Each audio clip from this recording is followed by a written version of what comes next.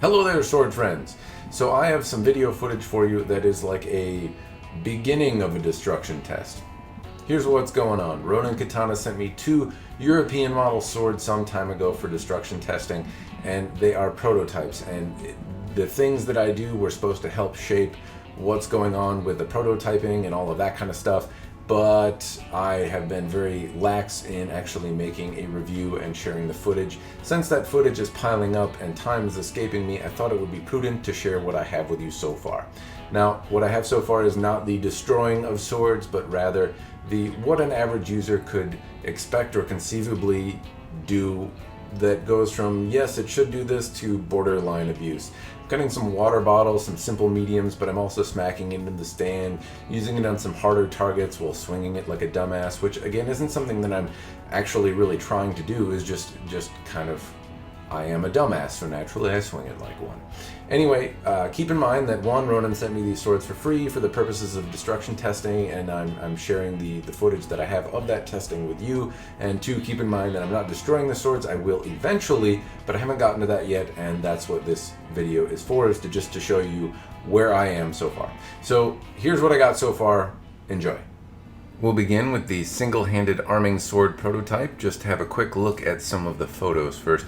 So note that the scabbard is a leather-covered scabbard. I don't know if this will be the final offering or not. The grip has a nice bulgy swell in it. It has a nice elliptical shape, and it's sanded so well that I don't really see the peen. Keep in mind that some of these photos are taken after some use, so forgive the rust and whatnot, as I'm guessing the new iterations will not come pre-rusted. The blade has a fuller that goes up about 2/3 of the blade length, and overall I'm pretty impressed with how nice and smooth the grinding is. There's not a lot of finishing marks or anything like that on the sword, and overall I'd say it's a nice clean quality. The tip is a little bit funny looking, and I have been instructed that this will not likely be the final tip, but it's just something for the prototype. There is a gap between the crossguard and the blade. It's not a big one though, all things considered. And again, here's just a photo where you can see some of the finishing marks. This is oil in the fuller, but you can see that there's not a lot of heavy grind marks on the sword. Now I'm just going to move the blade around a little bit so you can see about what it looks like in motion in my hand as I swing it air. Supposedly this helps people. I'm also going to show you the point of balance here. You can see that it's kind of near where the end of the fuller is.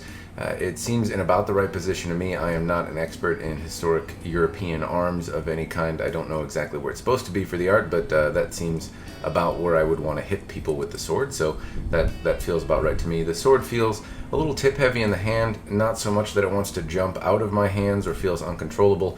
It feels like I can stop and start it with relative ease, but it has a little bit of heft towards the tip, which I would say is very normal for an arming sword.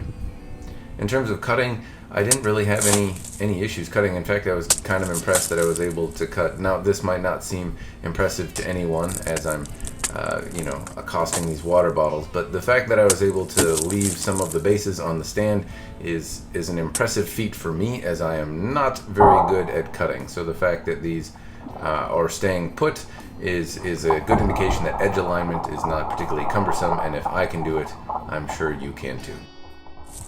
To further the point, I can say that I was able to strike the same bottle repeatedly and kind of shave off portions of the bottle, which again for me is not something I'm very good at. The sword is also sharp. I realize I'm not doing any paper cutting tests per se in this, but the sword is not necessarily razor sharp, but it is certainly has a nice edge on it. The profile of the sword is also kind of nice. It has a nice apple seed shape to it, and it doesn't have very pronounced secondary bevels. The shape of the grip and the blade profile likely were the things that assisted me most in doing better than average water bottle cutting. Again, for me, this is nothing that should be overly impressive. Now, when I took it onto a larger target, this is a much thicker, about a 6-inch rolled wet newspaper, and it's kind of fresh out of the wash, so it's very dense and very hard to cut. It's been soaked for a little over a day. That's enough to get it all the way through, but it is a big, hardy, dense target, and you can see that the blade is penetrating about halfway through with a swing that has a lot of gusto behind it. I should also note that as I'm swinging, you can see I'm doing it very haphazardly, in the sense that the tip is not before the grip and the swing form is not very good. I'm swinging it a lot like a bat or like a club, and you can see that I'm getting reasonable penetration into the wet newspaper target. Also note that these swords are as much thrusting weapons as they are cutting weapons. I'm doing mostly cutting test rather than thrusting test, and that's largely because the tip is not the final version. I'm not sure how effective it will be, but I will do more thrusting in the destruction portion or a later video to come. For now, just take solace in knowing that I know I should be thrusting more and I'm not. That's what she said. The testing so far has not yielded any significant damage to the blade. I don't see any edge rolling nicks or dings, and the blade is still quite straight and in good working condition.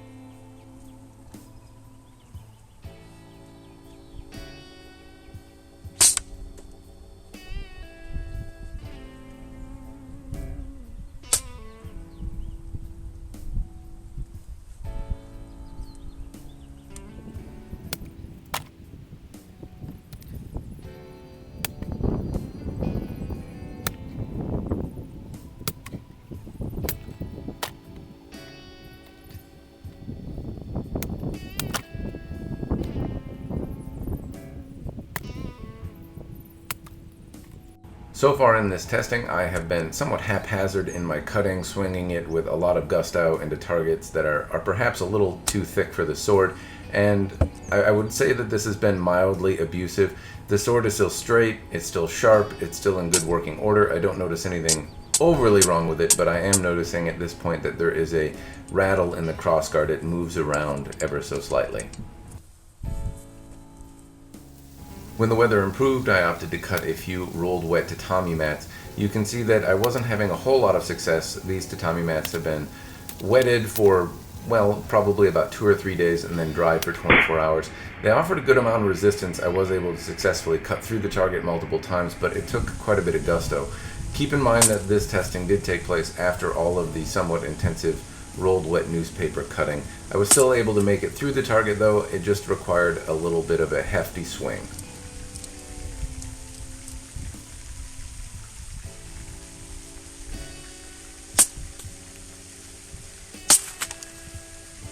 The next prototype I have to show you is a hand-and-a-half or two-handed arming sword. It appears to be very similar to the single-handed arming sword. Same type of leather-wrapped sheath or scabbard. I don't exactly know if this will be the final version. Same type of swell in the middle of the guard. It's not as pronounced as the first. I'm also able to make out the peen, and I can't tell if this is a hex knot that's been hammered down, but I can see where the peen is. Everything appears very solid, and I am not able to wiggle the pommel around. The finishing on it is relatively simple. There's kind of a no frills type look. There's not a large gap around the blade, but there is still a gap around the blade. Also, the lines on the sword are actually pretty well done.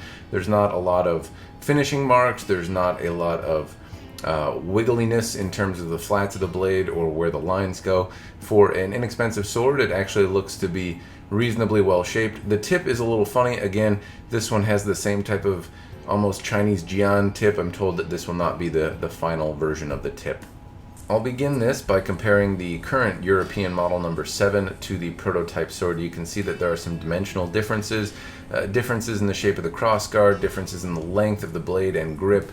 You can also see that the profile or lines are a little bit cleaner on the prototype, and there are some aesthetic differences. The grip on the older Ronin sword is a little more round. The newer one is a little more elliptical shape and has a swell that's easier to grip. You can also see that there's some differences in the point of balance, in that the prototype longsword has it a little bit more in what I would consider the cutting plane, and the current Ronin Euro number 7, the center of percussion is a little bit lower. I should note that the lower center of percussion on the European Model 7 versus the prototype hasn't really affected cutting. There's several other cutting videos that I've done, and I'll link them in the description below, with the European Model 7 review and then a destruction test, and you can see that it cuts actually reasonably well. However, as I compare and contrast the two blades, I can't help but notice that the prototype is a little bit easier to grip and hang on to, a little bit easier to find and maintain edge alignment. It has a tip-heavy presence, but it's a little bit easier for me to change directions with than the European Model 7. I like the feel of it as a weapon a little bit more. Moving on to just showing this center percussion, hopefully you get a better view of this while I'm holding just the one versus the other. The center percussion seems to be in about the right area, and as you see me flailing it around, again, it has a very nice presence in the hand. In terms of cutting, I've mentioned this before, but I am no scholar as it relates to HEMA or European martial arts, so forgive my terrible cutting.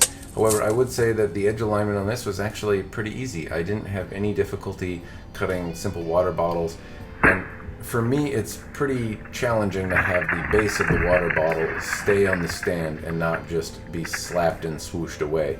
This is not something that I am capable of doing typically because I am not very good at cutting things. Now, you can also see that I'm swinging it somewhat haphazardly like a baseball bat, so the fact that I'm able to maintain edge alignment and get smooth cuts is somewhat of a testament to the ease of use of the prototype, and I am happy with that.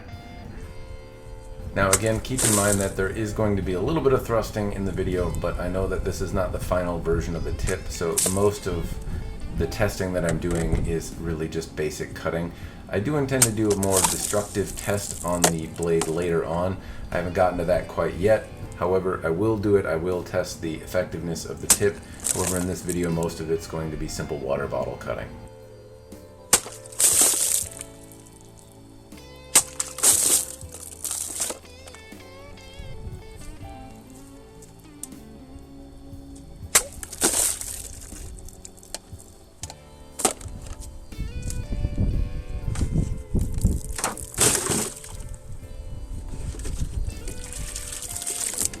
Now after this test cut, I'm starting to notice that the leather wrap on this grip is starting to come undone a little bit at the seam. It doesn't really affect performance, I can still hang on to it, but it is a bit of an irritation and something that I've had happen on a few other prototype blades.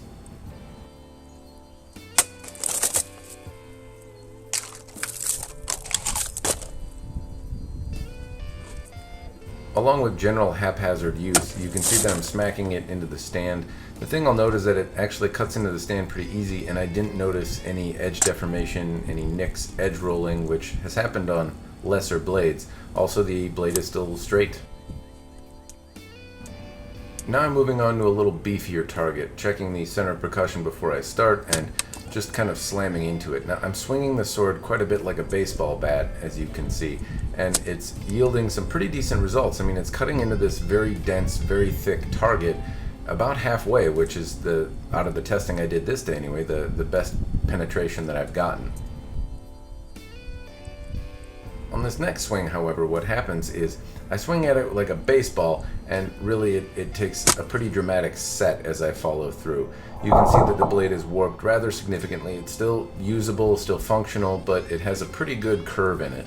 The thing I'd keep in mind about this target is about 6" in diameter rolled wet newspaper. It's a lot thicker and harder to cut than tatami mats are, and I really botched the cut and I swung it poorly. So bending a sword isn't necessarily unexpected. This isn't necessarily abuse, but when you're cutting a harder target, if you have a bad cut, it's not uncharacteristic of a sword to bend. Better bending than breaking in half. Now after bending the blade, I pretty much just go to town on some of the other targets that I have around, just to see if I can get through some of these larger rolled wet newspaper targets. And overall, I wasn't really able to cut through any of them, but I was able to get some very good penetration through thick, dense rolled wet newspaper.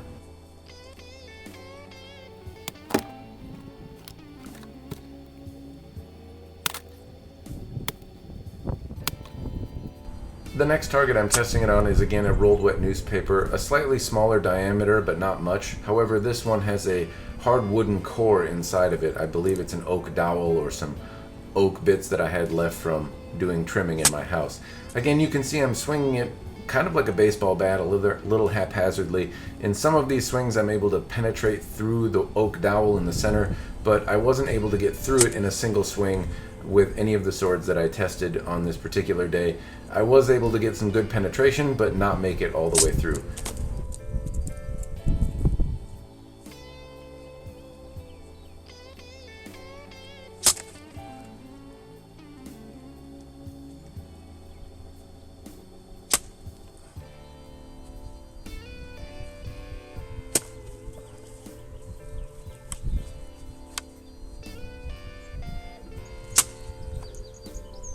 Now after all that testing, what I'm noticing is that there's a little bit of wiggle in the guard. The pommel is still on tight and that doesn't wiggle around, and the grip wrapping has loosened significantly. However, the grip itself actually still feels very tight. You can also see that I'm doing a little bit of bending on the blade. It actually straightened out a little bit just through the process of cutting and other bad cuts. I probably botched a different cut and bent it the opposite direction, which straightened it out a little bit anyway. You can still see that there's a pretty good sized bend in it, however. Overall, though, I'm able to bend it back and forth and it springs back into shape, which makes me wonder really how bad it was that I botched that cut earlier in the testing.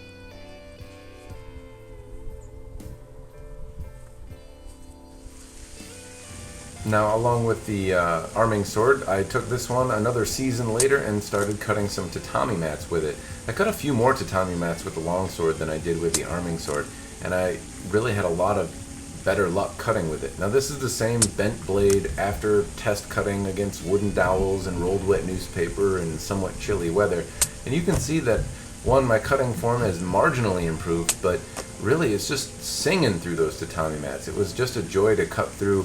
I didn't really have to swing as hard as I am in the video here. You can see I'm kind of giving it a little bit of gusto, but it really wasn't required. It cut through the tatami mats really well. Towards the base there, I whacked into the core, and you can see that there. As I mentioned, I tested it on a few different tatami mats. I had a lot of fun cutting with it. I didn't have any real difficulty with edge alignment, and I think that the edge alignment or the shape of the grip really assisted me in being a much less shitty cutter. Additionally, the blade profile not having secondary bevels, I don't exactly know how that affects cutting performance, but I had a lot of luck making it through tatami mats. In fact, I should probably start using this. The angle of my cuts is better with this blade than it is with some of the katanas I use. So that, well, that's not good for me, but good for the sword.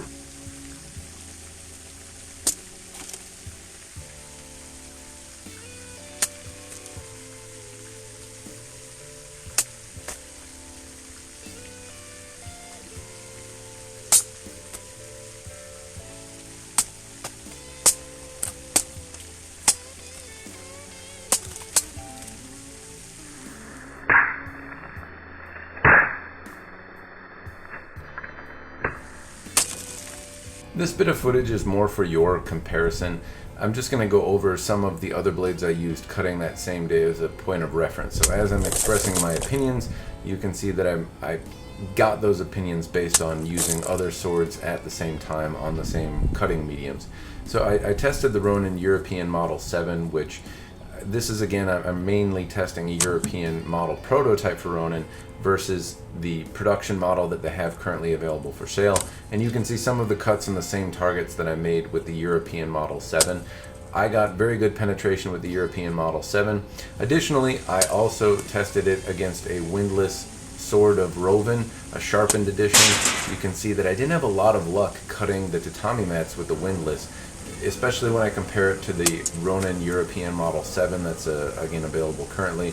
But the best cutting performance that I had on tatami mats was really with the European model prototype. It cut through tatami mats quite a bit better, but it's also a little bit less resilient when it comes to being able to take damage. Neither the windlass nor the Ronin European Model 7 that's currently available for sale took any kind of damage from my bad cuts. However, none of them really cut as well when I had the angle of approach and the force kind of on the side of not terrible, which is about as good as you can describe my cutting. But as soon as I start cutting with the European prototype model, you can see even if I'm just swinging like a dumbass, it still just makes its way through those targets really well. However, I would say you have to be a little bit more cautious with it than you do with some of the other swords. It's not as bulletproof.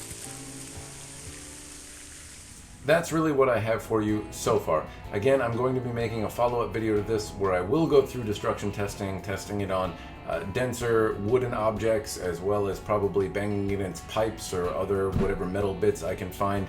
Stay tuned for that one. It'll come in probably by the end of the summer is what I'm shooting for.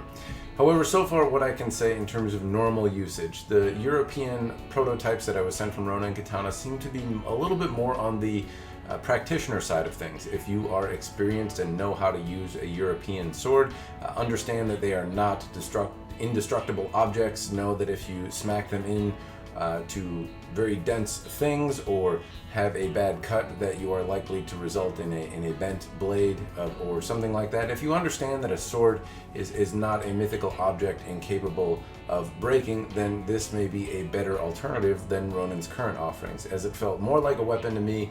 It cut tatami mats better, especially the longsword. That thing was really fun to cut tatami mats with, but it felt a little bit more like a weapon. However, they don't seem as resilient to botched cuts, and I'm guessing, well, it's speculation so far, I'm guessing that the destruction testing, they won't hold up as well, that edge retention won't be as good, that they'll bend quicker or take a set quicker, as I already found in the testing that the European, especially the longsword, took a set a little quicker. Both models have a little bit of wiggle in the crossguard, and that isn't something that popped up as quickly in the European Model 7 or the other various European model swords that I've tested from Ronin Katana.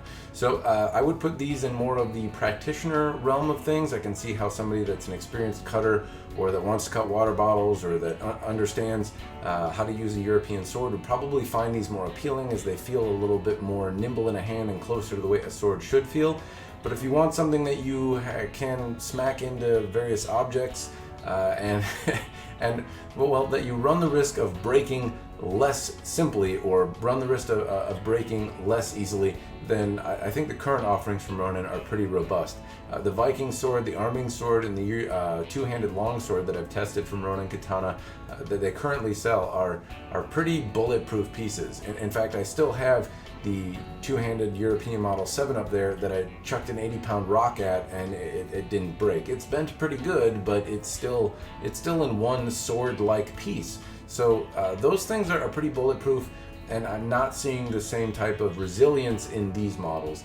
Now, that said, they're not supposed to be that way. A lot of people wouldn't chuck 80-pound rocks at their swords, and that's not an expectation for a sword to be able to survive. If it does, great, but it's not really the purpose. And I think right now some of the offerings from Ronin are really geared toward resilience and durability more than finesse. And practitioners, I think, might appreciate the finesse side of things a little bit more. So I don't know if there will be two different lines from Ronin or what the future of these prototypes is, but what I can tell you is I'm going to break the shit out of the two that I have. So if you're interested in seeing that, feel free and throw some commentary below if you have some ideas for testing or what you would like to see me do with them in the realm of destruction, and I will be happy to give that a go, at least the things that are within my power and reasonable, of course. Thanks again for watching. I hope you found it worthwhile or at least entertaining.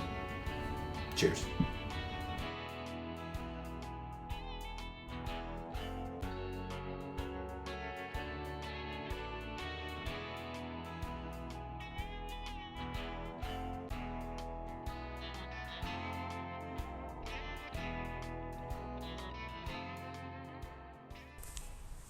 These are the outtakes, yay! Look at my sword, doop-a-doop-doo. Let me wipe my camera cause there's goo on it. It's what an anus must feel like. It's like a... okay. And sword is straight and swing. Closest thing I've ever gotten to a basket in my life.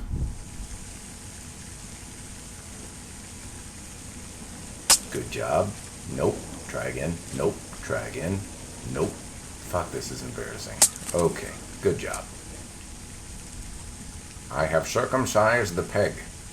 That was what I meant to do. Totally. Let me just whip out my pocket knife. And bleach. Was that full? Wait. Why is my skin burning? It's a good thing I'm drunk before I start doing this. Alright, now it's just in my hair too. Yeah. Look. Lawn care.